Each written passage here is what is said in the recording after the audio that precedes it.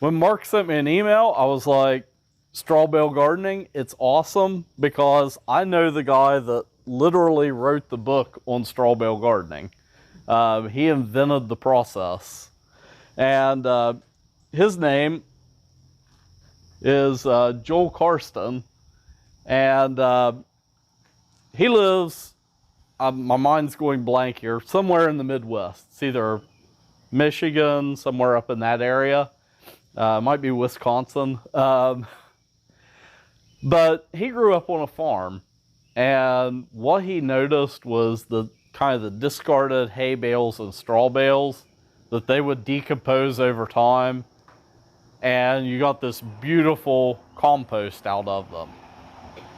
So he thought, I wonder if I could grow stuff in that. And then he also thought, hay bales, if you just have them setting out, they'll kind of spontaneously combust if the conditions are just right. And those conditions are breaking down the bale inside and actually forming soil. So the process is, it produces heat during the process, which is great for gardening, especially like early in the season when you still have frost and stuff. You can start a straw bale garden a little bit earlier because it's generating its own heat.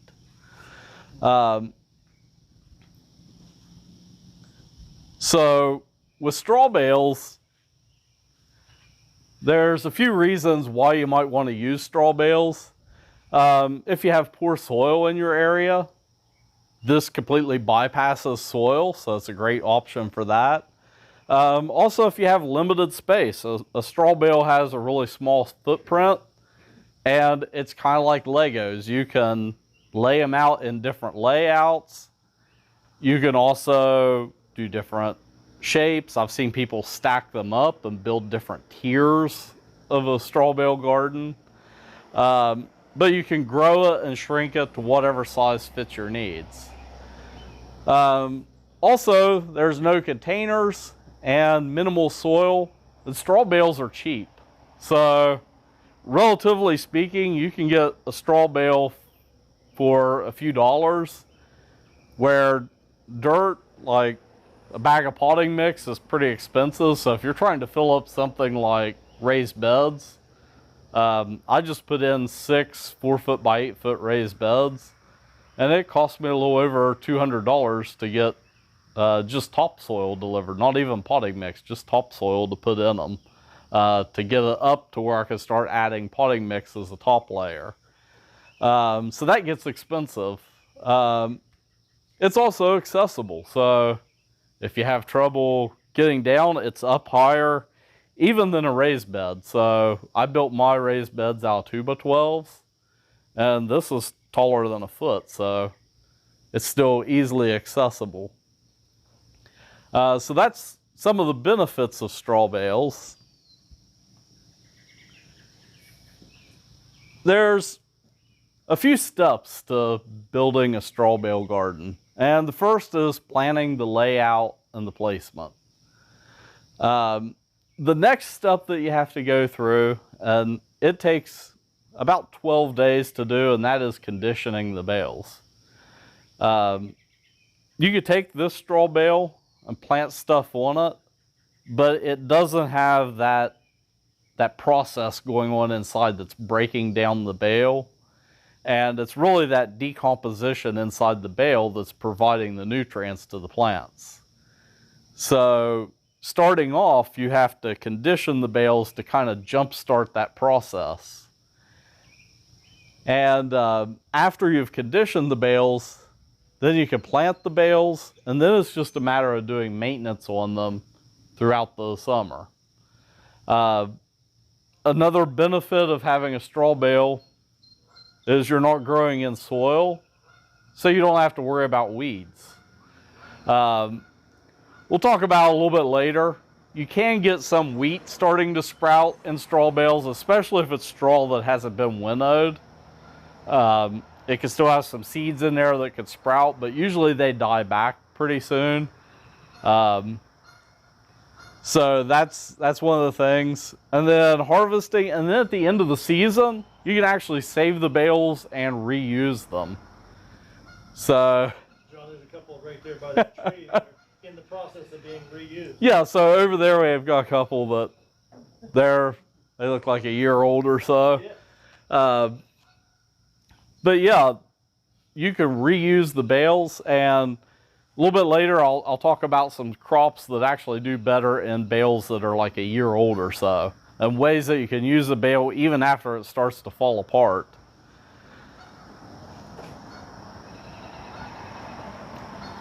So when it comes to layout, there's a few things that you want to shoot for. Of course, first is kind of level ground, which here in West Virginia, you know, sometimes can be hard to find.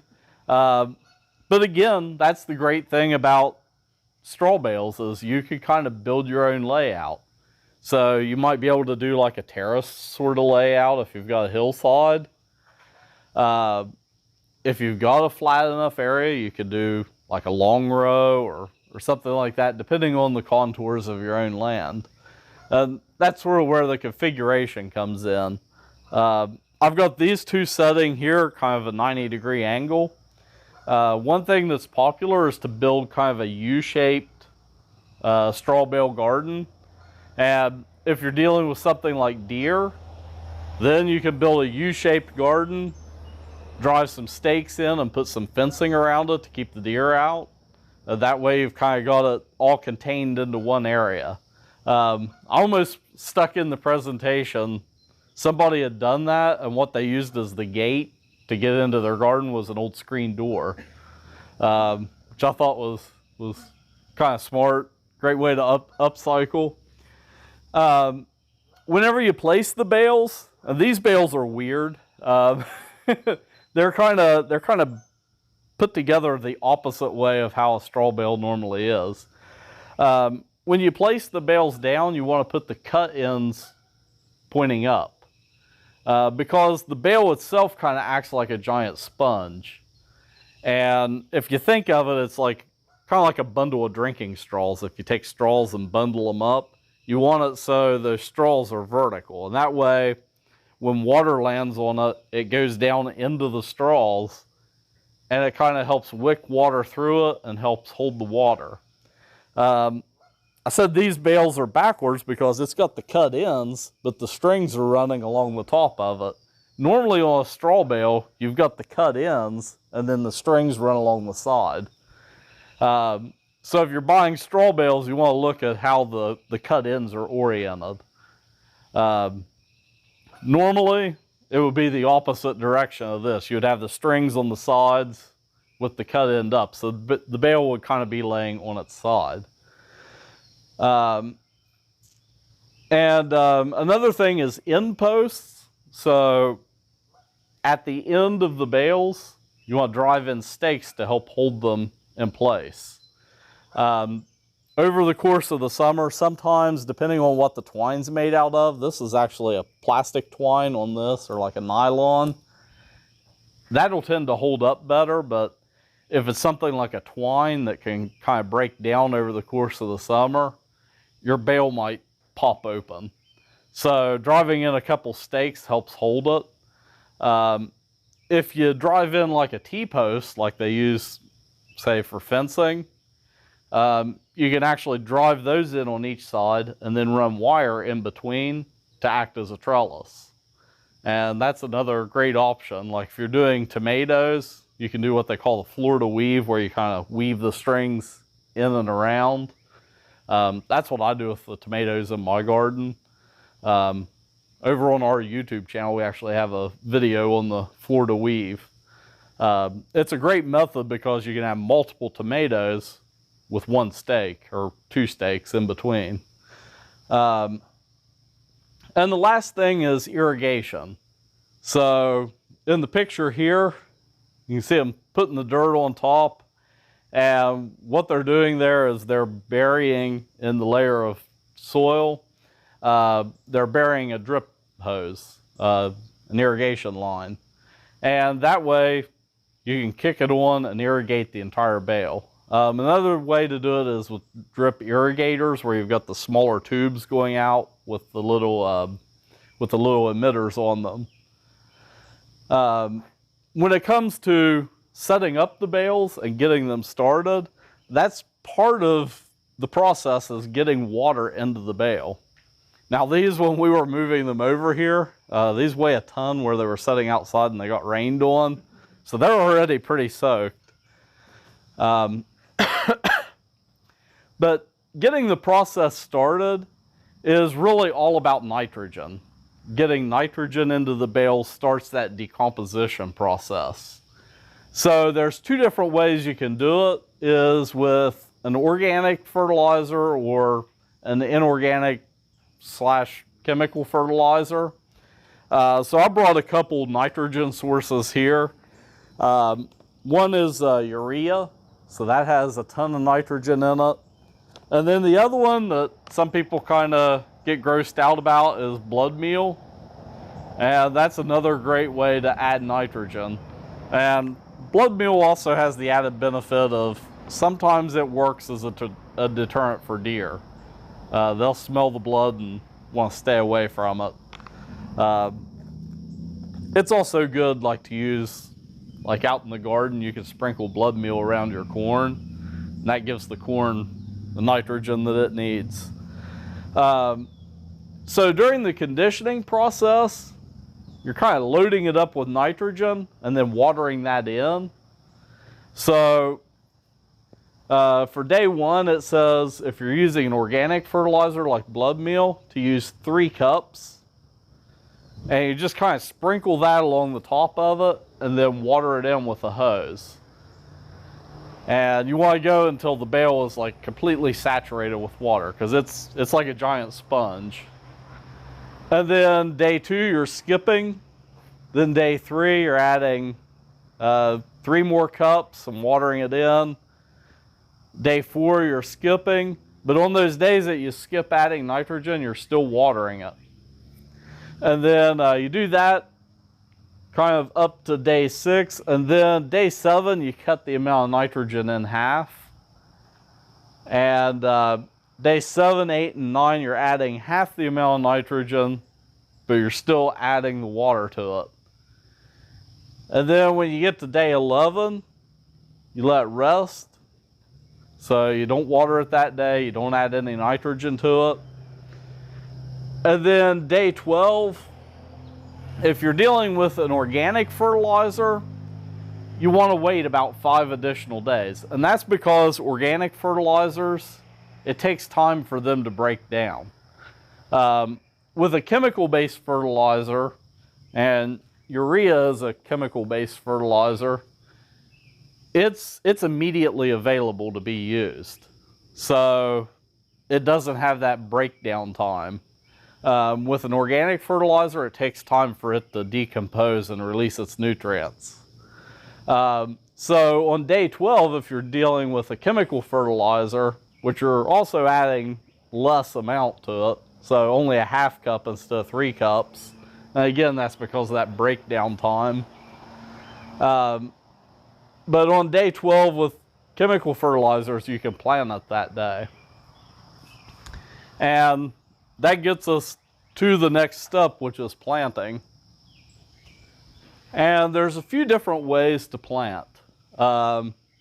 This is where you can get really creative with straw bales. If you're dealing with transplants, like these cucumbers or these tomatoes or peppers, one of the best tools you can use, and let me pull mine out here. One of the best tools that you can use is a pocket knife. Or I've even seen people in demonstration videos using a drill with a hole saw on it. And you can go in and just kind of make holes. But what you're doing is cutting a hole in the top of it that's just the size of the root ball. And then you just plug it in, basically. So that's kind of what we see here on this bottom photo. And sometimes, depending on the size of the plant, like those, they're kind of smaller plugs. If you're dealing with like a 4-inch pot or larger, That's when I recommend getting out like the hole saw. Something like that, you might be able to wedge a trial in, because like your straw bale is kind of built into layers. It's just the way the machine operates as it's making the bale. You kind of have little leaves in there, and you can go in and kind of separate it out. So I can work my fingers in there and kind of make a space. So if you use a trowel, you can go in and kind of wedge it open and work it in there and work out a space that's wide enough to stick a plant in. If you're planting seeds, I've actually got our potting mix back here. The screen blew over earlier before everyone got here, so I'm using it to weight down the screen. If you're dealing with planting seeds, it's just a matter of putting a thin layer of soil on top of potting mix. So you only need about 1 to 2 inches, just deep enough to get the seeds in. And then you just kind of gently water it in. You want to be gentle so it doesn't run off the sides. But something like lettuce, it doesn't need to be buried very deep, so you can do kind of a thin layer and get it started right on top of the bed. If you do run into issues, like say you're planting something like green beans, they need to be a little bit deeper, so you need a thicker layer of soil. You can actually use a flat to do that. So the way you do that is take the flat, cut the bottom out of it, and then you basically just have the walls that are left around the outside. And you can take that and set it down on top, then put your soil in it, and you've got those walls to help hold the soil in. And that kind of keeps it from, washing over the sides. So that's something that I've seen done that works great. Let's see. Yeah, with small seeds, you want to do a bed. I've also seen, like we sell the containers of 4-inch pots that come in a shuttle tray. You can lay out a bed of soil, then take that shuttle tray and press it down in, and it stamps kind of the perfect spacing for plants. So if you're planting like squash or something like that from seed. I've got some cucumbers here that were growing from seed. Of course, those are transplanting, but if you're starting directly from seed, that's a great way to space them out. Of course, with cucumbers, they're going to kind of vine out and down over the side. So that's where kind of the old bales can come in. You can use the old bales as mulch around your new bales, and that creates a bed for like your cucumbers to vine out onto. So then, they don't have a bunch of weeds and grass growing up around them.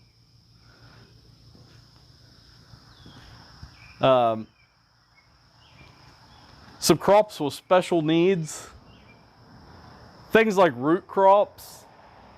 You can grow root crops like carrots and beets and different things like that in the straw bales.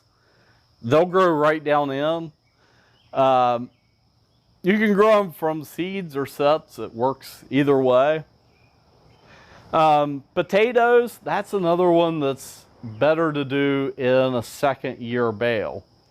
And the way I would recommend doing potatoes is kind of take your old bales from the previous year, kind of at the end of the year, just create a stack of them somewhere. And what you can do is take chicken wire and some posts and kind of create a bin for your potatoes.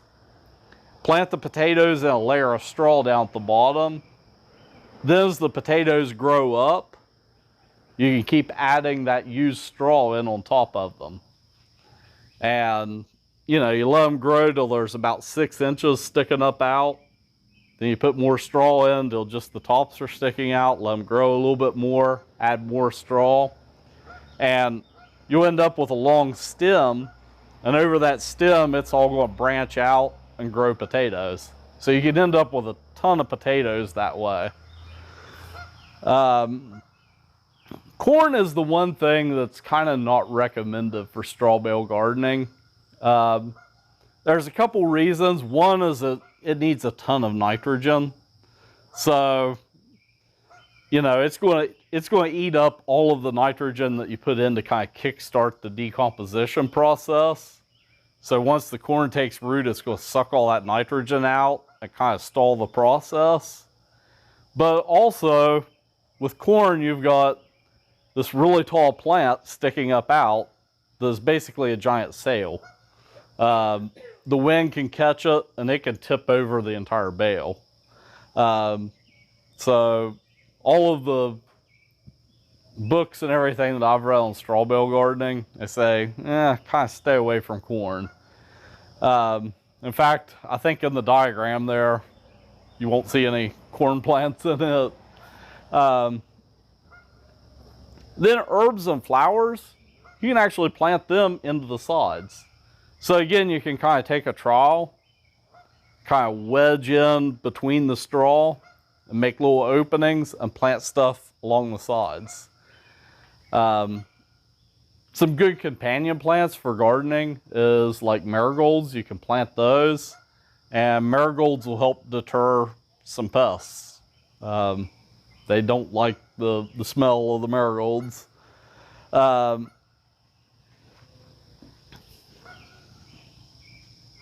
see. Next we have maintenance. So watering, drip or soaker hose works best. You can water it just with a regular garden hose. Of course, you know, that's work that you have to do every night. If you've got it on a soaker hose and you have it set up on a timer, you can kind of set it and forget it. You don't have to worry about it. If you're doing it with a garden hose, it's really easy. I've seen people doing these where they just take the garden hose and basically just jam it down in the middle of the bale and kick the water on, because it acts, again, like a giant sponge. And along that line, when it comes to both the planting and watering, you could take a sharp stake and drive it down in, and that'll create a hole that you could then like shove a garden hose into, different things like that. Fertilizing, once they're established, you want to fertilize it just like you would your regular garden.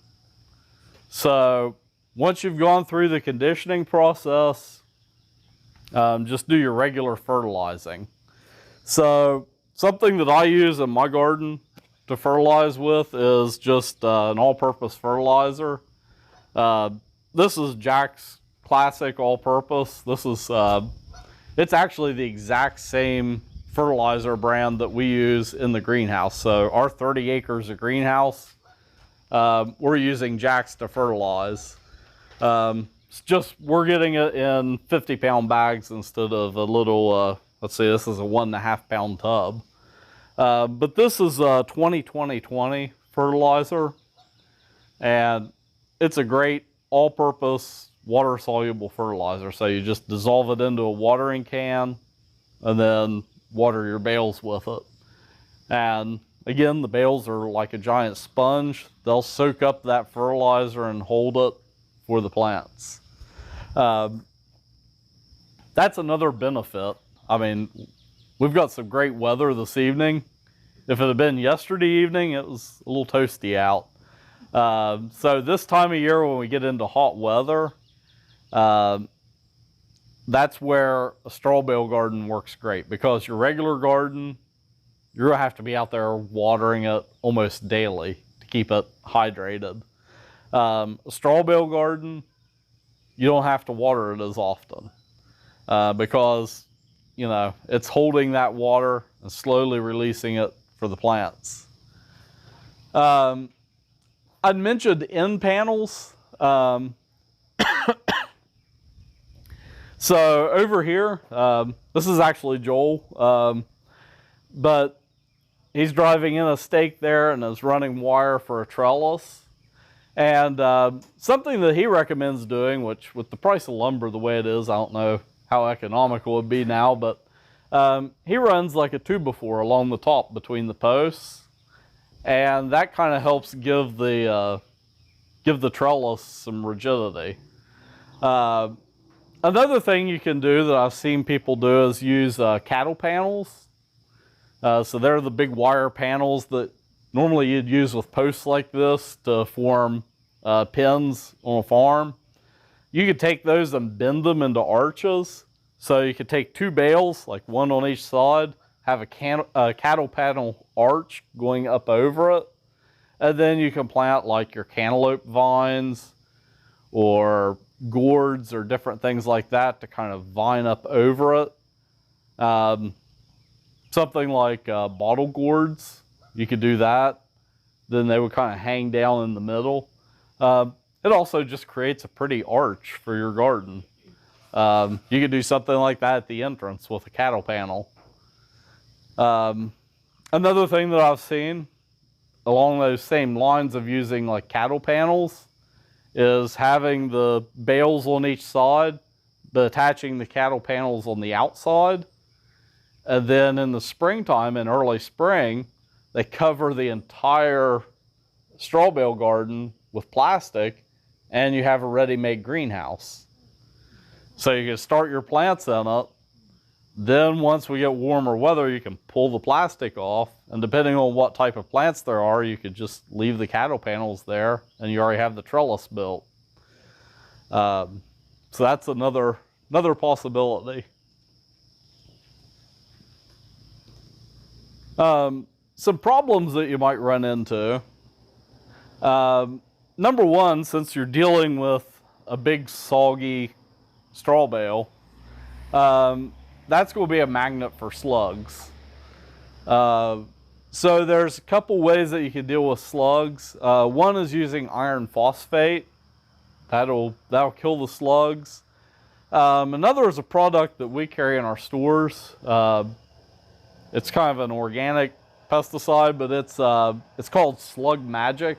It's from a company called Bonide, and it's basically these little pellets that you shake out around wherever you're having slug problems.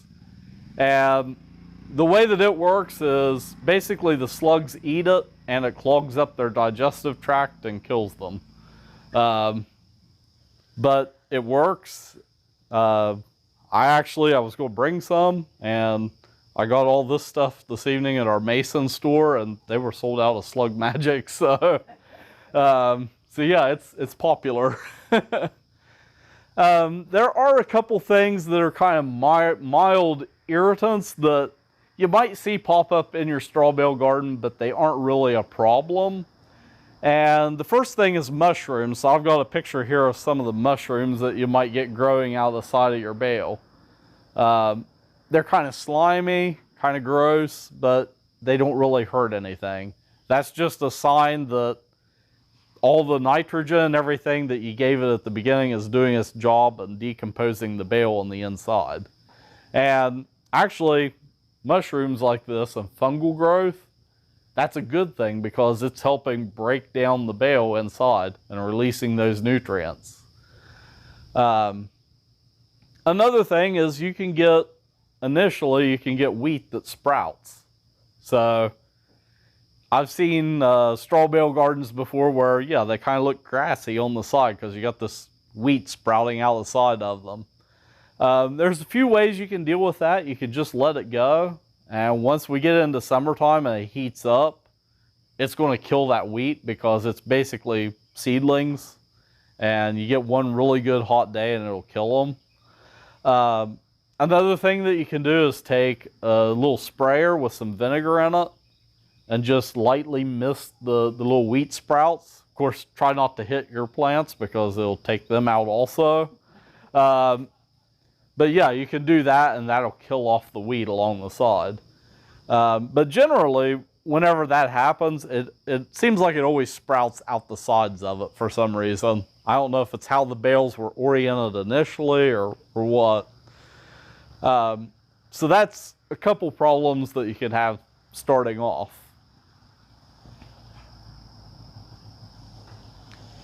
At the end of the season, If you're raising multiple crops, like a lot of gardeners, I know myself, I'll raise an early spring crop and then I'll go back and till up an area and then plant a late season crop. You can do the same thing with your straw bales. You can do a late season crop, but you want to give it time to kind of rest in between planting. What that does is, let's say you had lettuce or something like that growing, you go through and harvest the lettuce. You've cut off the lettuce off the top, but you still got those roots down inside. And they need time to kind of die back and decompose a little bit before you go in and plant something else over the top of it. So you kind of want to let the bale rest for a week or two in between planting your next crop. At the end of the season, if you did run into any infections or anything like that, say a fungal problem like bean rust or something like that, you want to make sure you get rid of that. So, those plants, you want to make sure you take them to your compost pile where they can decompose and it can kill off that, that fungus or infestation that you have. And then there's whether to reuse them or not the next year. And a lot of it kind of depends on the condition of the bale. So sometimes, depending on what the strings are made out of, like these, they would probably last a few years. The bales, the string could kind of break on them, decompose and fall apart. One of the things that you can do is kind of reform your bales. You could use like metal wire, like electric fence wire. You could wrap it around, tighten it back down, and kind of reform your bales that way. Another thing is you could just use it as mulch in your garden. So you could use last year's bales as mulch around this year's bales. And then also, like I talked about, growing potatoes. You can do a layering process with the straw to grow your potatoes. So that kind of goes into the next point, and that's whether to use them as compost or mulch. So yeah, if you want to and they're too far gone, you can use them, just add them to your compost bin. And they're going to break down and make some really beautiful soil in your compost.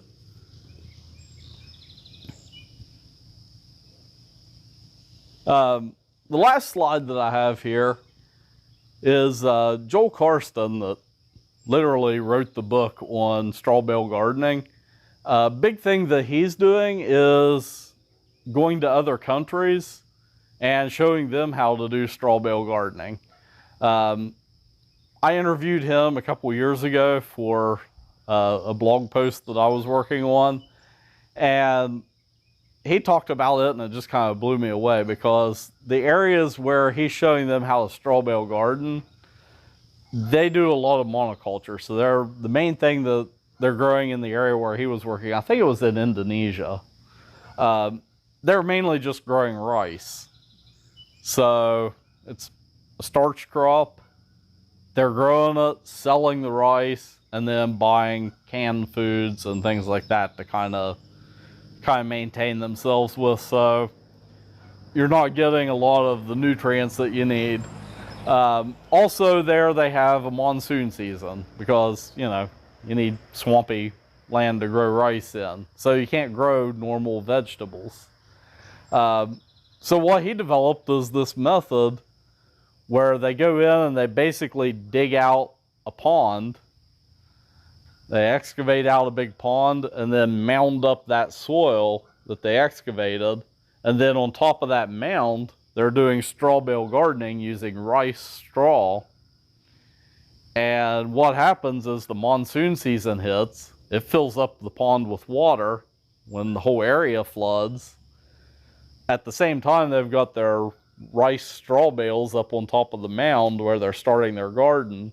And then after the flooding subsides, then they've got a pond there that they can use to irrigate the straw bales throughout the summer, or throughout the warm season. So he's really taking it like a whole step further. And when we were doing the interview, I was like, whoa, because he got into like Aztec gardening methods that he was researching and stuff like that. And that's kind of the process that he's applying to this. And it was really cool to talk to him and kind of pick his brain on straw bale gardening.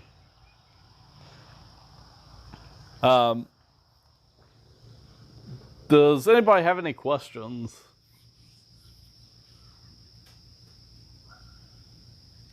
I do see a picture of carrots on here, and Yeah. so I have an issue with groundhogs Uh-huh. and taking out all the top of all of them. And you know, I've tried a lot of different methods, but you were talking about the depth of burying the seeds Mhm. for different things. Are they pretty far? And you got to keep them separated too. Yeah. Yeah, so I kind of have an issue with that. And then a bunch of them grow, and they grow really weird. One time I had some grow, and the other ladies from the garden club can attest, but it looked like a mom and a little baby hugging. Yeah. And that's because they were grown so close together that, so. Yeah, that's, if you're growing carrots, was it in a raised bed or No, just in my garden and the backyard. And Okay. around. One thing that I've ran into with carrots is soil compaction. So when I was growing, because I used to grow a Victory style garden just with, you know, straight rows That's what I'm in trying the to- backyard. And with carrots, I ran into, and I live down along the Ohio River where the ground's pretty soft, but even there I ran into issues with soil compaction. So my carrots, they would grow down in as just like they hit a brick wall, and then they start to turn and go every which way. So then what I started doing is I would dig a trench and fill it with potting mix and then plant my carrots in that. I got a little bit better results. Something with growing in straw bales is you can do a thin layer of soil along the top just to get the carrots started. But with this bale, all of the straw in this is basically all oriented up and down. And that kind of acts as a guide for the roots. So as the carrots grow down in, they're going to naturally want to go down through this bale. So that kind of helps get them growing straight. They just take so much longer to grow than everything else. Yeah, they do take a long time. So it's like you plant them in May, late May, early June, and you're harvesting them in August or September. Oh, So yes, easily. yeah. I'm going to try those in this Yep.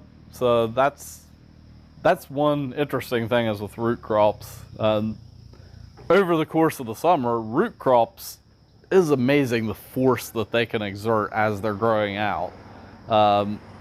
That's like why we grow onions up on a hill, is because as that bulb starts to grow out, it can push that dirt out of the way. So with a straw bale, there's less force pushing in around it, so it actually gives them the space that they need to grow and push out. I think I'd go back to your comment about using the bedding plastic and get the biggest one I could, and cover the whole bale up, cut the bottom out of it. Yeah. Cover the whole bale up, and then get that carrot started. You could probably plant 100 carrots on top of one of those bales, and they'd all have their own little channel to go down through. Yeah. That'd be cool. Yeah, and I've seen that done with plastic like that. Mm-hmm. That's, you know, kind of the disposable method. You could also use wood and make a wood frame. Yeah, you can use pressure treated wood. Maybe the chemicals. Yeah, that's one of the kind of misnomers now with pressure treated wood is people are always like, don't use it because of the chemicals. Yeah. The arsenic salts that they used to use to pressure treat wood, they stopped using like in the early 2000s. So there was a while there, like up through like 2010, where if you were using old pressure treated wood, it might have had arsenic in it. But any new pressure treated stuff that you buy, it'll be food safe to use. Okay. So, yep. So how quickly the zucchini will grow? The growth rates are going to be about the same as regular in your garden. Zucchini, you know, it's always, I always say one plant is too many with zucchini, because you're going to get enough zucchini for you and the entire community from one plant. But yeah, with something like zucchini though, it's a wide plant, so you're going to end up with zucchini kind of hanging off the sides. Something that I've seen people do is put like 2 bales together side by side, and that gives something like zucchini room to spread out. It's not like a vining plant like cucumbers where they can just vine down over the sides, and most of your cucumbers are going to be on the ground around the plant or around the bale. With zucchini, they're going to kind of need that support, so you could kind of stick 2 bales together and make a platform for them. Same way with all your squash, really. And the pumpkins, I mean, Yeah, they're going to kind of vine down over the sides, and you're going to have them growing on the ground. Yeah. Then you have the groundhogs back. Yeah. Yeah, that's where creating a fenced-in zone kind of helps. I even had to bury the fence in the ground a good ways because they dig Yep. right under it. Yeah, I've got rabbits around my house, but Rabbits everywhere. I'm intentionally growing a meadow garden, so I basically have my raised beds, and I've got one area where I'm still growing row crops, but it's surrounded by hay. So I'm getting little rabbits and stuff coming out of the fields. But yeah, that's something that I always fight. So in the near future, I'm planning on like a nice little white picket fence around my garden. So. Yeah. With some like chicken wire or something like that in behind it. That's very interesting. If we don't have any other questions, of course you can learn more about Bob's Market on our website, and on the back of the little newsletter handout that I gave you, it has the same QR code, so you can scan it with your phone if you open up your phone's camera app, and it goes to what's called a bio site, and it just has all of our links. So it's got Facebook, Twitter, all that good stuff, our website. Another thing that you can do there is subscribe to our e-newsletter, and we send out a few different newsletters. So we have our blog posts. We do a blog post every Friday afternoon. On Wednesdays, we do a recipe post on our website. And then every Tuesday at 5 o'clock, we do Bob's Live, which is our kind of live show, which you're kind of getting the live version of tonight.